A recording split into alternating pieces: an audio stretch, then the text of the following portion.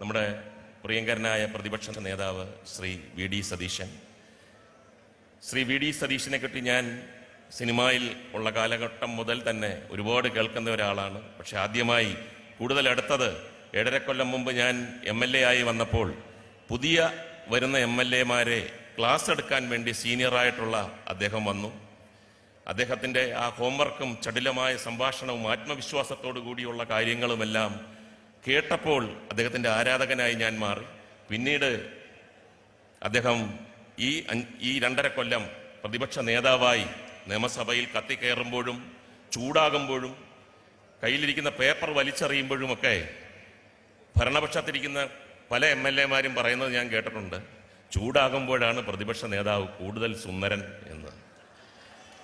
ശരിക്കും അദ്ദേഹം രാഷ്ട്രീയത്തിൽ വന്നില്ലായിരുന്നെങ്കിൽ അദ്ദേഹം അറിയപ്പെടുന്ന ഒരു സിനിമാ നടനായി മാറി.